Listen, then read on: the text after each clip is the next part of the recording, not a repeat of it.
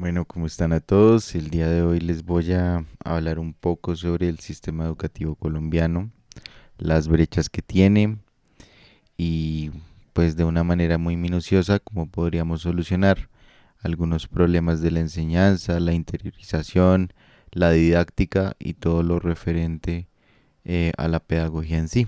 El sistema educativo colombiano se conforma de pues de un montón de normas jurídicas y curriculares de diferentes establecimientos, instituciones sociales, recursos, etcétera, ¿sí? Cada uno de estos entes tiene como un objetivo que es educar, ya sea en la educación formal y no formal. Pero educar en qué específicamente? Pues la educación en Colombia precisamente se define como un proceso formativo, un proceso cultural y social fundamentado en una concepción integral, es decir, en la persona humana, por pertenecer a una nación como Colombia, que como lo sabemos tiene unos derechos y unos deberes. ¿Qué es el servicio educativo en sí mismo?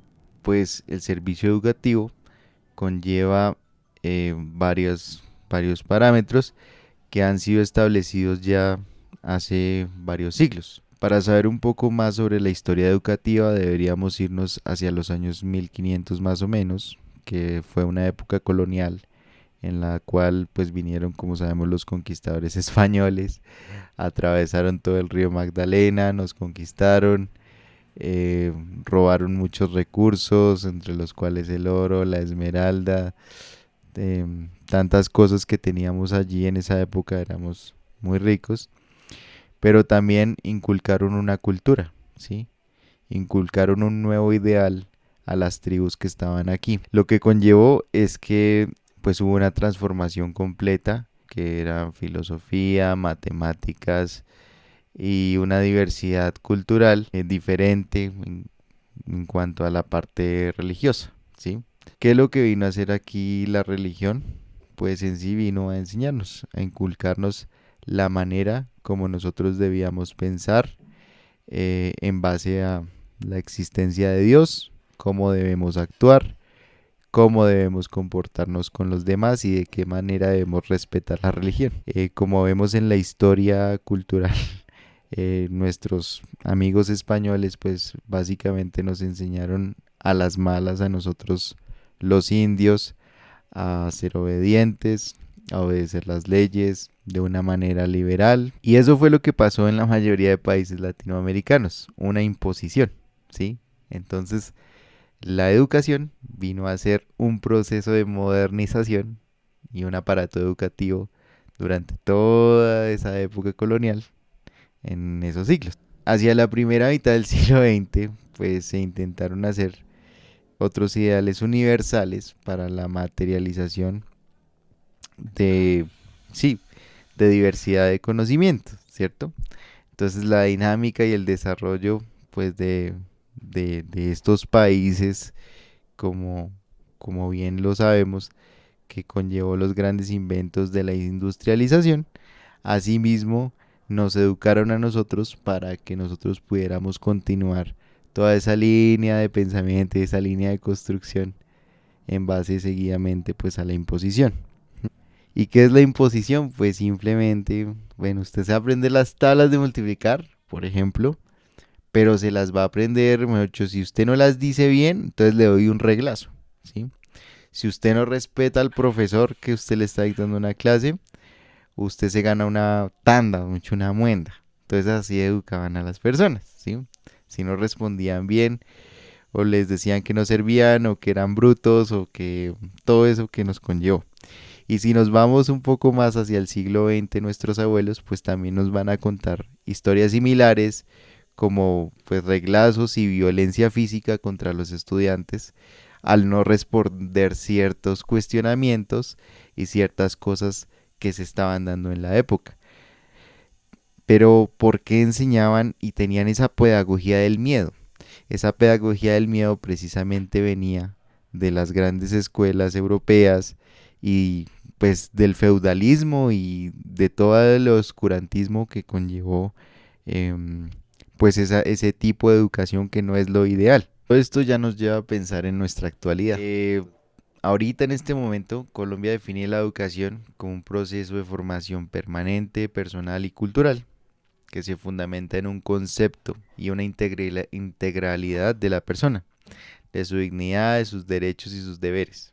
Entonces hoy en día no es un castigo pues que un estudiante no sepa o le van a dar una tanda o algo así, sino todo lo contrario. Se debe admitir al estudiante em, pues con todas sus facultades, ya sea una persona que sepa muchísimo y tenga muchas grandes facultades para aprender, como otra que no las tenga, pues también tiene el mismo derecho de educarse. La pedagogía pues sí ha cambiado mucho, los currículos de antes a los de ahora.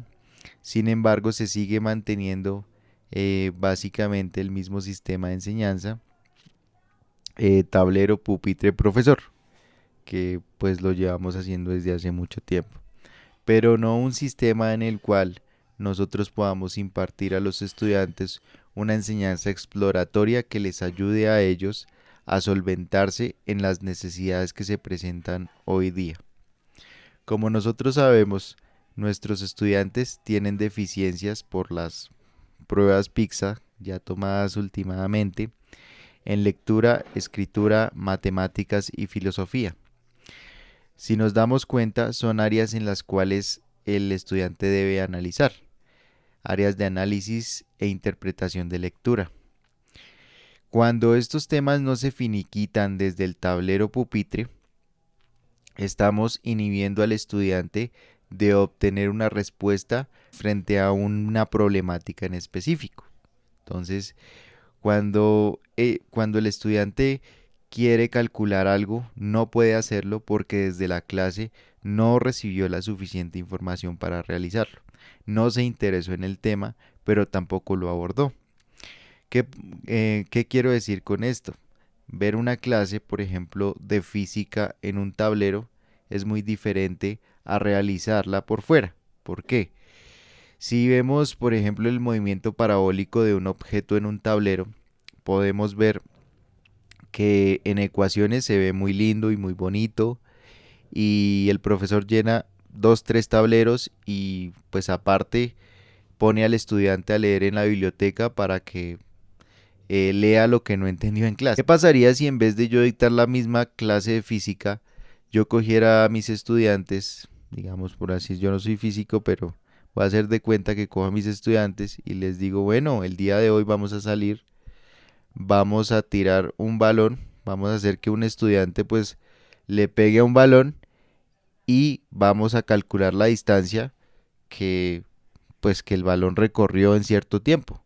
Ahí que tenemos, primero tenemos ya el tiempo, ya mencionado, tenemos la rotación del balón, podemos tomar incluso varios fotogramas y deducir cuánto duró, podemos ver en base a la experiencia por qué se hizo ese movimiento parabólico e incluso calcular la gravedad y calcular la fuerza de gravedad de ese objeto solamente saliendo afuera, tirando solo un balón. Ahí podemos ver que grandes pensadores como lo fueron Newton, em, Leonardo da Vinci, como lo fue Aristóteles, como lo fue Eratóstenes, eh, probaron ciertas teorías e innovaron e inventaron. Él nunca aprendió primero la escritura y luego el resto, no, al contrario, un bebé aprendió primero a hablar y luego a escribir, ¿sí o no? Entonces uno ya sabía hablar, llegaba al colegio y allá le decía nada, es que la palabra que usted está diciendo se, es- se puede representar a través de estos símbolos. Y de esa manera uno aprendió a escribir, uno aprendió a leer, uno pues también aprendió a caminar también. Cuando uno caminaba se caía y se caía y luego se levantaba otra vez y luego volvía y caminaba y así hasta que aprendió a caminar. Entonces, trasladando todos estos momentos en los cuales pues el sistema educativo colombiano ha tratado de trascender en base a sistemas educativos venidos de otros lugares, todo ha sido basado en otros sistemas educativos, pero nunca nos hemos planteado nosotros mismos de qué manera podríamos hacer pensar al estudiante y analizar en vez de memorizar. Entonces, bueno, quería ya dejar esta reflexión porque el sistema educativo colombiano sí es importante que cambie en base pues a un reto exploratorio y conciencial, ¿sí? Interiorizar es mucho mejor que aprender